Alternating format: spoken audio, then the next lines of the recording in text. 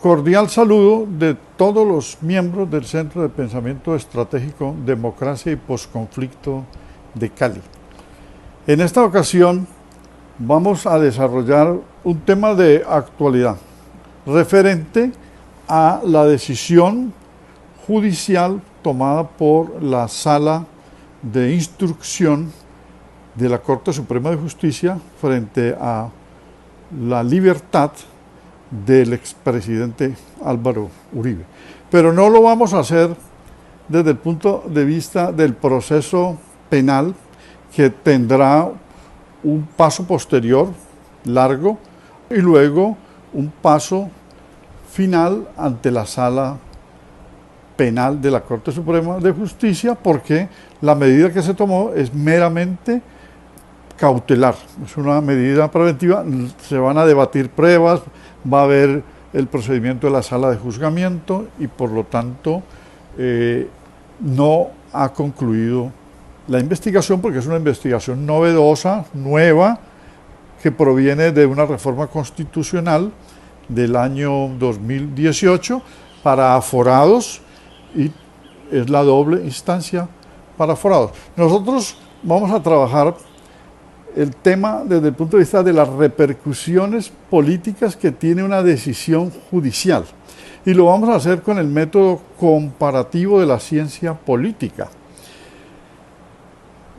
observando lo que ha pasado en otros países con el juzgamiento a presidentes o a primeros ministros, si se trata, porque podría referenciarse en este momento también un jefe de Estado como el rey Juan Carlos I Borbón de España, tiene unas acusaciones, pero lo vamos a hacer, como diría Giovanni Sartori, con el método comparativo que ha sido utilizado desde antes de que naciera la ciencia política, desde antes de finales del siglo XIX. Lo utilizó Aristóteles en la antigüedad para revisar las constituciones de Grecia en el famoso Peloponeso. Lo utilizó Maquiavelo en el siglo XVI para estudiar los principados en Italia. Lo utilizó Alexis de Tocqueville, lo utilizó Carlos Marx en el siglo XIX. Y ya cuando la ciencia política se consolida, pues sencillamente es un método que combina también el método sociológico, el histórico, el cualitativo, para valoración de hipótesis, pero tomando hechos similares en otros países, en un arco de tiempo no muy distante, y donde se presentan atributos, similitudes o disimilitudes de esos hechos ocurridos por causas similares. Entonces se habla de juicios en la justicia ordinaria o de juicios políticos ante el Senado, que son los llamados impeachment. Casos ha habido. Sí, en impeachment, pues Nixon con el Watergate, está el señor Clinton en el caso Lewinsky, o Donald Trump con el caso de Ucrania, que fue recientemente ese impeachment. Y procesos de juzgamiento en el mundo o en América Latina podría ser también limitar la acción. En el Perú, con expresidentes recientemente, en el caso Odebrecht, con Alan García, con Toledo, con Ollanta Humala, con Kuczynski, y atrás con Fujimori. En Argentina la señora Kirchner, en Paraguay el caso de Fernando Lugo, y tenemos el caso, digamos, más atractivo de análisis, casos en El Salvador, en Honduras, en Guatemala, en México, que han sucedido. Pero Colombia misma, en el siglo XIX tuvo juicios ante el Senado a Antonio Nariño, a José María Obando, a José María Melo, a Tomás Cipriano de Mosquera. En el siglo XIX, en el siglo XX se intentó un juicio contra Marco Fidel Suárez, otro contra Mariano Espina Pérez, el proceso a Rojas Pinilla ante el Senado y el trámite judicial del 8000 al señor Ernesto Samper. Entonces, veamos esas similitudes y esas repercusiones políticas. Aunque el expresidente Uribe renunció a su curul en el Senado, de todas maneras las repercusiones políticas se produjeron y las secuelas también. Renuncia ya aceptada en el Senado, pero abre la controversia para definir la competencia sobre el conocimiento del procedimiento restante, si continúa la Corte Suprema de Justicia o asume la Fiscalía General de la Nación. En la política, las detenciones de los grandes líderes, y en este caso de figuras tan simbólicas y tan representativas como presidentes o expresidentes que continúan en el ejercicio del poder político y que se mantienen en la arena electoral, necesariamente tiene implicaciones en lo que viene a futuro en los países en los que se presentan este tipo de casos. En Latinoamérica abundan los ejemplos desde Argentina hasta Perú, pasando también por el caso de Brasil. En el caso colombiano, la detención del expresidente Álvaro Uribe Vélez, aunque no hay una decisión jurídica de fondo en su contra, pues automáticamente tiene efectos político-electorales, más cuando estamos a menos de 2 años de las elecciones presidenciales de 2022, que tendrán la primera vuelta en mayo del 2022, y a escasos meses de que inicien la campaña los precandidatos presidenciales. En enero próximo, en enero del 2021, tendrá que empezar a moverse todo el tema de la competencia por los avales de los partidos, entre ellos por quién será el candidato que represente al partido de gobierno, al Centro Democrático, en esas elecciones del 2022.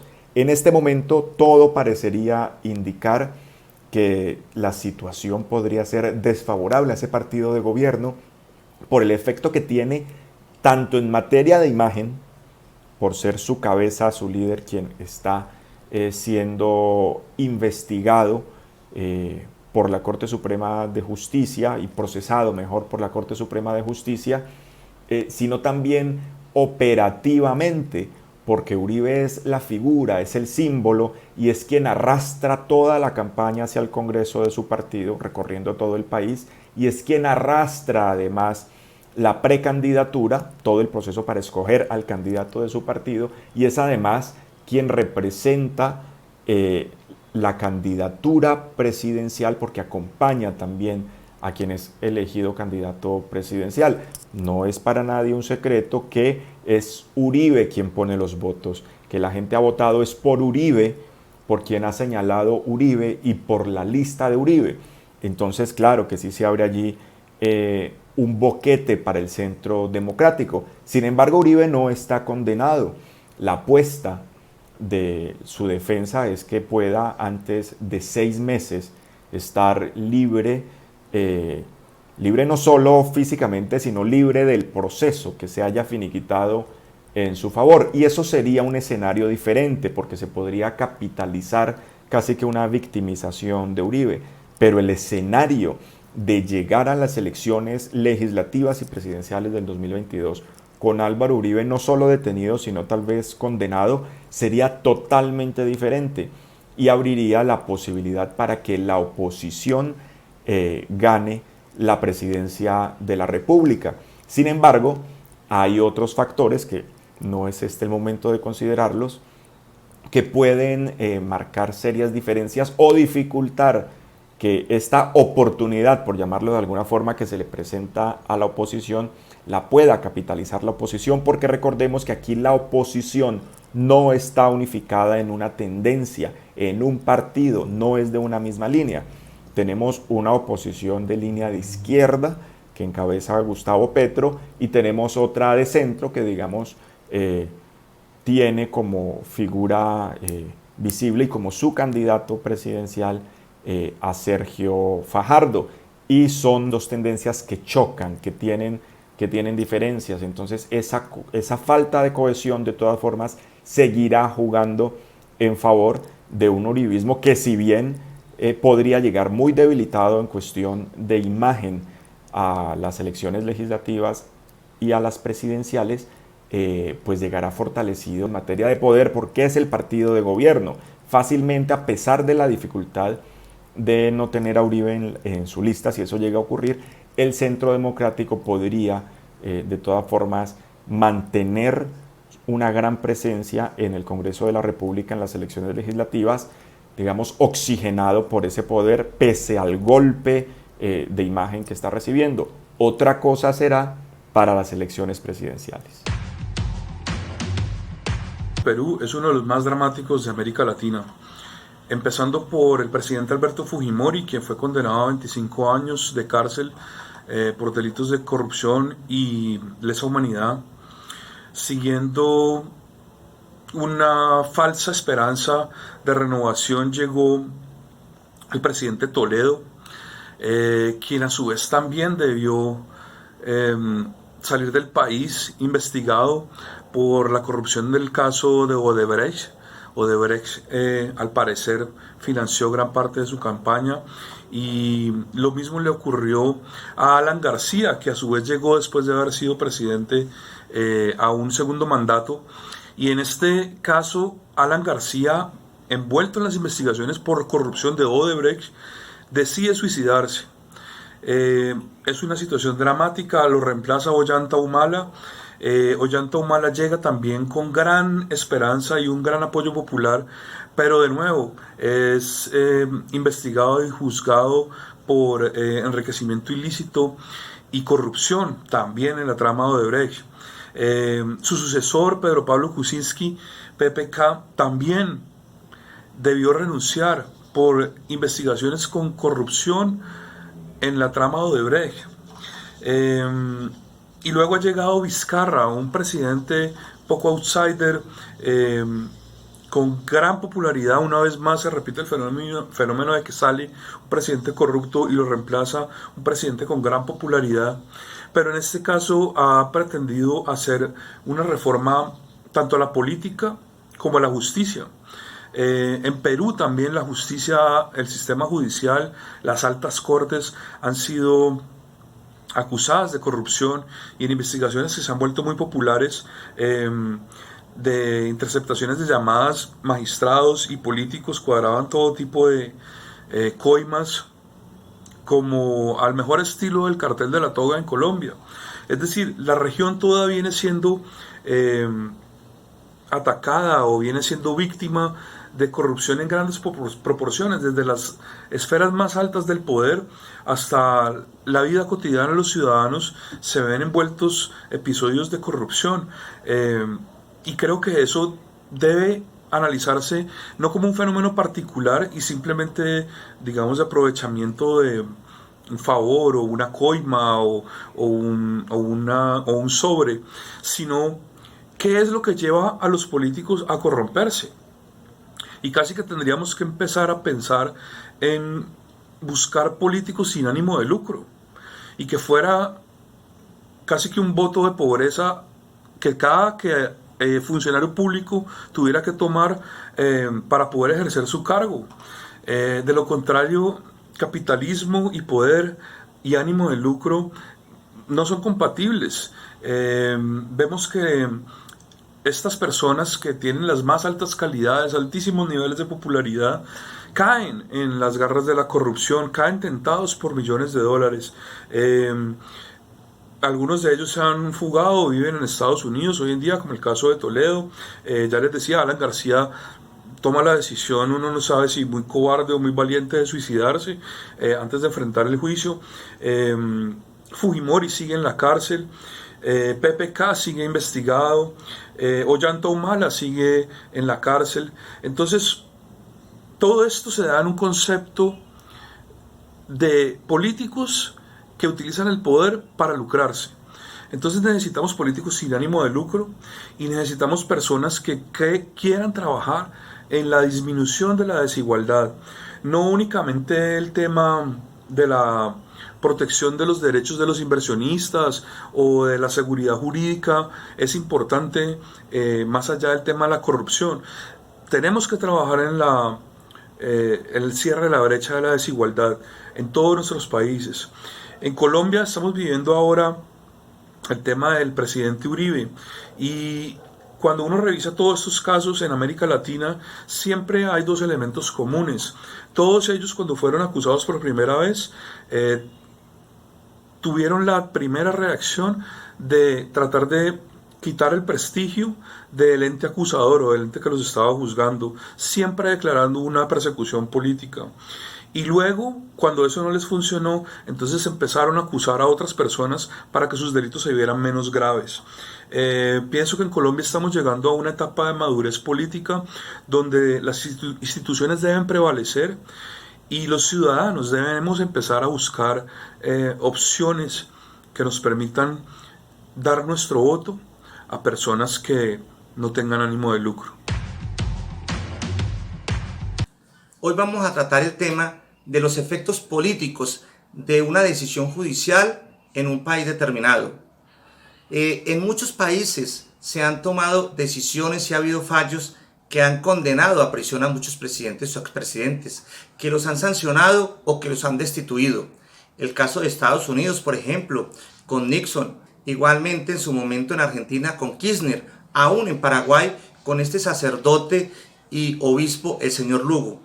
Latinoamérica no es ajeno a esta situación y por eso en Brasil con Luis Ignacio Lula da Silva, en el Perú con Alberto Fujimori y también en Argentina con Carlos Saúl Menem y hoy en día en Colombia con la detención domiciliaria del expresidente Álvaro Uribe Vélez, entre otros países. Pero empecemos diciendo nosotros que vamos a utilizar el método comparativo de análisis en la política y coger dos temas y en este caso dos países concretos para mirar qué efectos ha traído estas decisiones judiciales y vamos a tomar a Brasil y a Colombia.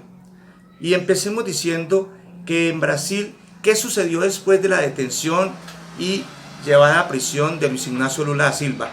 Los cambios, las transformaciones, las polarizaciones, las divisiones, etcétera y etcétera.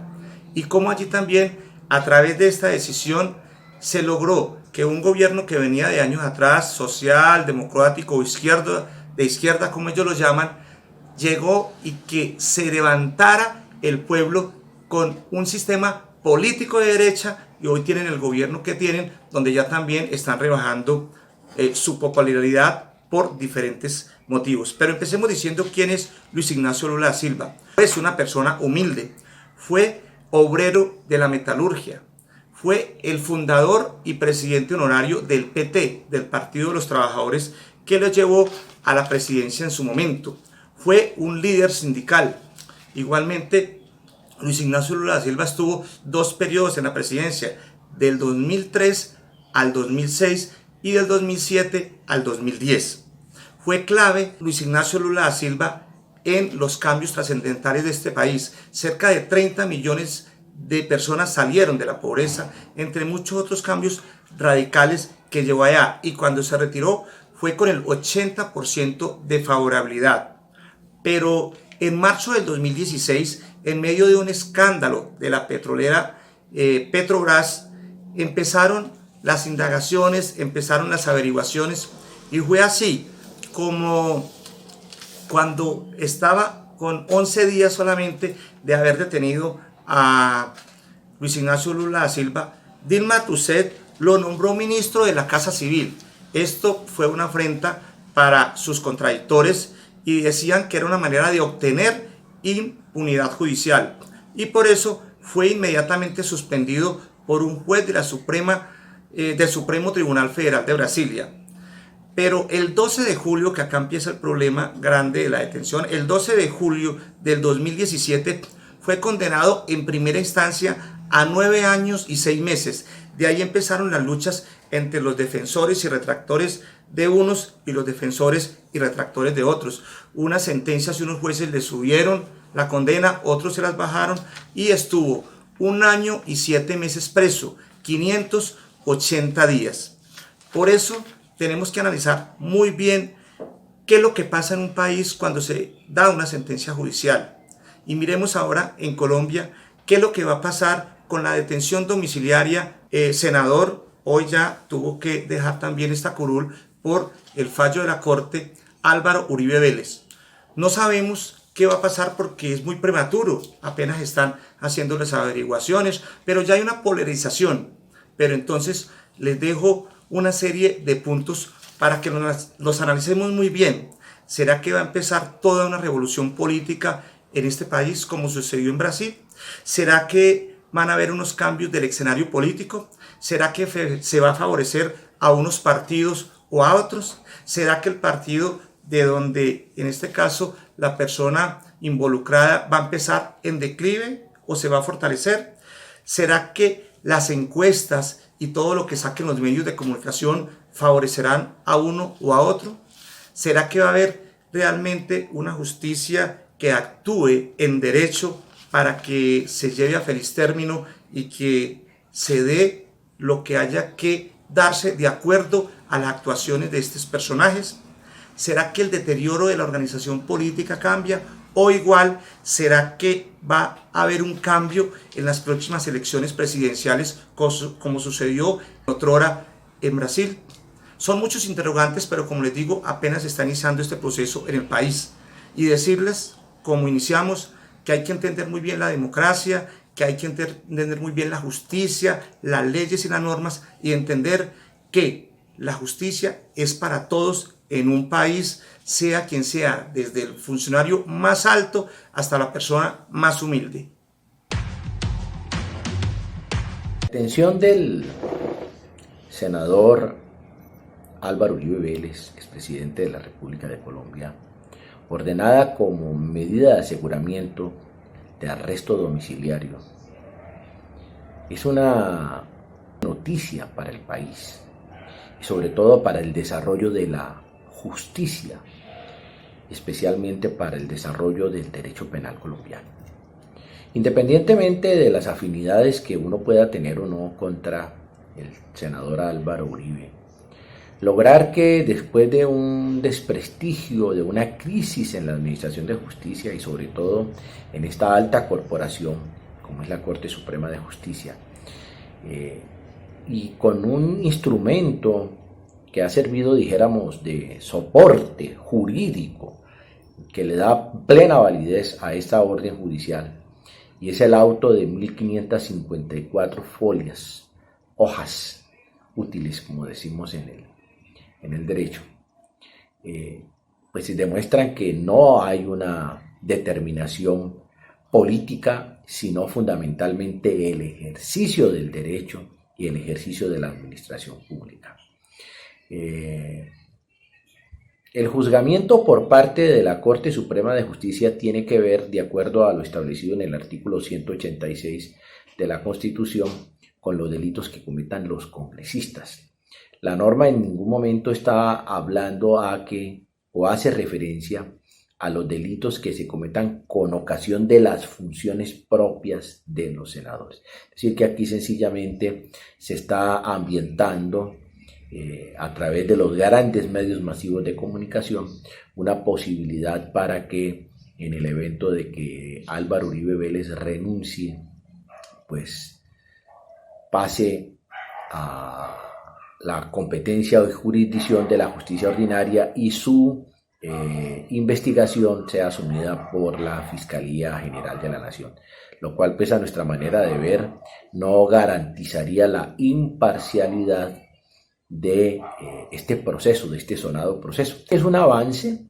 Las repercusiones políticas de este acontecimiento judicial, porque ello permite demostrarnos cómo la Corte recobra su autonomía y su independencia. Y decimos que recobra porque ciertamente dictar una orden contra un hombre con semejante poder político que tiene Uribe Vélez, tiene un partido político, es el partido de gobierno del actual presidente Iván Duque, es su protegido, por así decirlo, es un militante.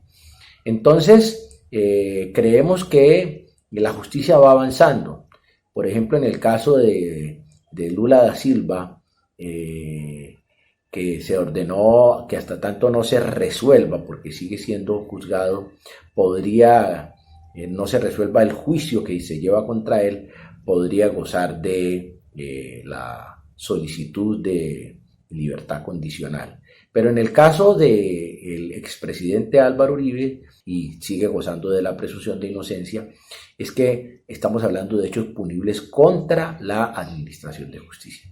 De tal suerte pues que amerita, dado todo el poder, dado toda la influencia que él tiene, mantenerlo en medida de detención domiciliaria, lo cual no le impide bajo ninguna circunstancia ejercer su derecho a la defensa, seguirse reuniendo con todos sus colaboradores, y creemos pues que esto constituye un valioso precedente en la administración de justicia y nos permitirá adentrarnos a la vigencia del ordenamiento jurídico por encima de cualquier consideración política.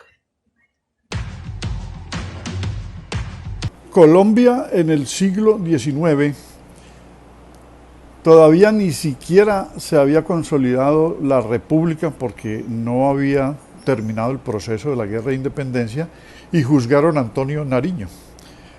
Lo juzgaron como presidente de Cundinamarca. Estábamos en un periodo de fraccionamiento de provincias que actuaban como provincias unidas de la Nueva Granada cuando todavía no habíamos derrotado a los españoles. Y lo juzgaron, o sea, un juicio inicuo. Primero, pues, le habían imputado la situación de la traducción de los derechos humanos y luego le imputaron un manejo indebido de los diezmos y haberse ausentado del país y no cumplir las funciones constitucionales.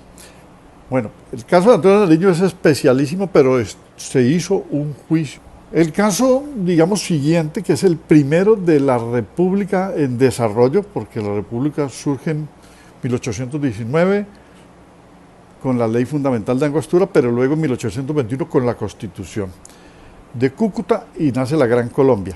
Luego de la Gran Colombia se transforma el país en la República de la Nueva Granada.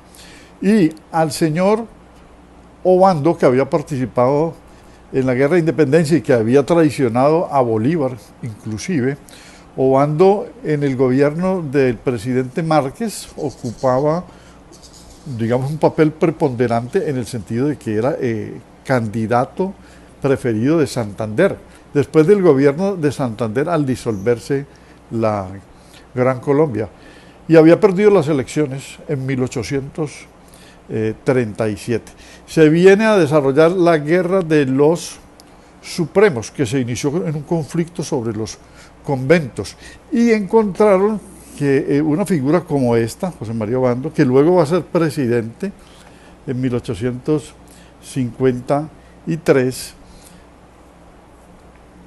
quedó imputado en el juicio por la muerte de Antonio José de Sucre, el mariscal de Ayacucho, señalado por un exobandista, el señor José Erazo, y un juzgado de Pasto inició ese proceso. Él, para defenderse de ese proceso judicial, alentó la Guerra de los Supremos, es decir, a los líderes regionales de Colombia para que se levantaran en armas, y en efecto se levantaron en armas, más de 11 regiones para derrocar al señor José Ignacio de Márquez.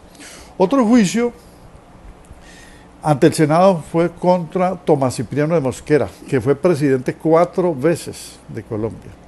También fue un general bolivariano y había luchado en circunstancias disímiles porque fue de una personalidad muy fuerte.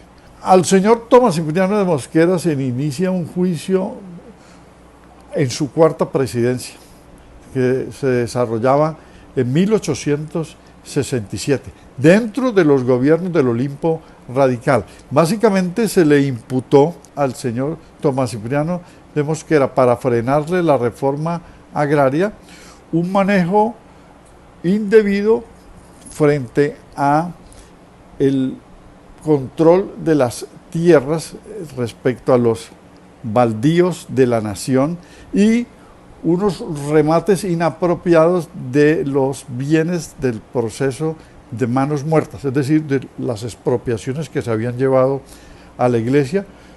Acudieron a un esguince que fue una norma del Código Penal de 1837 para quitarle el rango de presidente, en el sentido de que no lo siguiera desempeñando y pudiera el señor Acosta entrar a él.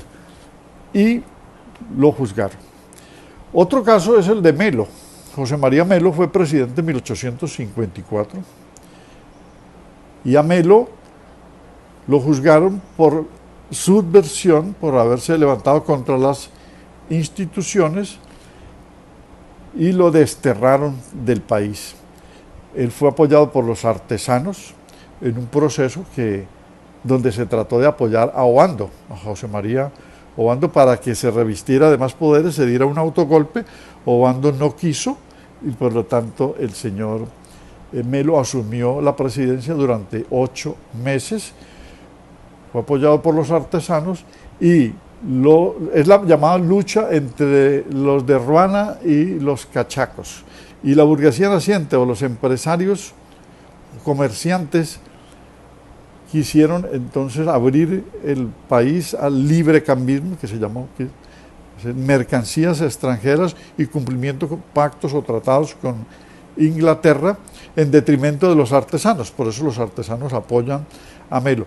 Pero le cobran esa actitud y lo destierran del país. Y el otro juzgamiento, que fue el segundo a Obando, pero ya como expresidente, señalado por el mismo vicepresidente Ovaldía, fue el de no haber frenado a Melo, el no haber evitado el golpe de Estado de Melo, y de esa manera los partidos políticos se coaligaron, lo juzgaron y lo sancionaron. Sobre el caso actual respecto al expresidente Uribe, debe hacerse un llamado a la cordura a todas las partes para que la institucionalidad democrática no vaya a perjudicarse más de lo que está ante la falta de modernización del Estado que se ha buscado desde hace rato. Por ejemplo, modernizar la justicia, que es el talón de Aquiles de esta sociedad, por fuera de todos los problemas que tiene Colombia. Entonces, es un llamado a la no crispación, a la no polarización y a la búsqueda de respeto a las instituciones, es decir, que se encauce el funcionamiento del Estado. Podría pasar que dentro del centro democrático aparezcan fisuras o fracturas de liderazgo y un pugilato entre ellos que debilite la organización política, porque el Centro Democrático es un partido nuevo del año 2014 que se ha caracterizado por el liderazgo del señor expresidente, y por lo tanto allí lo que ha habido es la búsqueda de un partido fuerte, e inclusive desde el año 2018, cuando se inicia la presidencia de Iván Duque, la búsqueda de un partido hegemónico, ¿sí?, sin llamar a las otras fuerzas, y en las circunstancias de la ausencia del líder, así sea una ausencia temporal, el pugilato de liderazgos puede llevar al rompimiento de la cohesión que ellos tengan o pretendan tener. Ese sería también un resultado adverso hacia las elecciones del 2022. Indudablemente Colombia vive una erosión de las 3 ramas del poder público. La gente no tiene credibilidad ni en la rama legislativa, el Congreso, ni en la rama judicial, en los jueces y los magistrados, ni en la rama ejecutiva. Es decir, el deterioro de las 3 ramas ha llevado a una deslegitimación ante la opinión pública. Entonces, lo que hay es que recuperar la institucionalidad, pero todo gira alrededor de la recomposición de la justicia, es decir, que vuelva a funcionar la justicia, porque la justicia ordinaria tampoco ha funcionado, tanto así que por no haber funcionado hubo proceso de paz, porque la entrega de las armas por parte de la guerrilla, al no haber sido vencida, el presidente Santos inició un proceso, guerrillas que venían golpeadas desde el gobierno del presidente Uribe, pero existían. Si no hubiesen existido, pues no habría habido proceso de paz. La justicia de la JEP, ideada para el posconflicto, no ha podido desarrollarse. Esa es una justicia cuestionada. Pero la justicia ordinaria también está cuestionada. Ahora, entonces es una verdadera reforma la justicia lo que necesita Colombia, que puede devenir de una ley estatutaria o de una reforma constitucional profunda, pero no es el momento de llevar a cabo una constituyente. Por lo tanto, se necesita que la justicia sea reparada con una reforma de fondo, pero la corrupción dentro de la llamada justicia ordinaria, que no está exenta a toda la corrupción extendida al aparato del Estado, hace que el desprestigio también penda sobre ella por el cartel de la toga. Estos señores magistrados desprestigiaron la justicia. Ahora, miren la paradoja. La Corte Suprema de Justicia, que ha sido afectada en diferentes momentos, esta Corte para el juzgamiento de las dos instancias en los aforados es una corte nueva, la sala de instrucción es una corte nueva, nada tiene que ver con las cohortes o las diferentes generaciones de magistrados de las cortes en otros momentos, es una sala nueva y por lo tanto, por eso los colombianos debemos buscar es que se obre en equidad y que se recomponga la justicia. Desde antes de tomarse la decisión de la sala de instrucción, Humberto de la Calle propuso una coalición de centro-izquierda para unir fuerzas democráticas de cara a las elecciones. Digamos que este es un camino que tienen los partidos alternativos, los partidos independientes, la izquierda misma, para poder llegar unidos hacia unas elecciones que son las del 2022.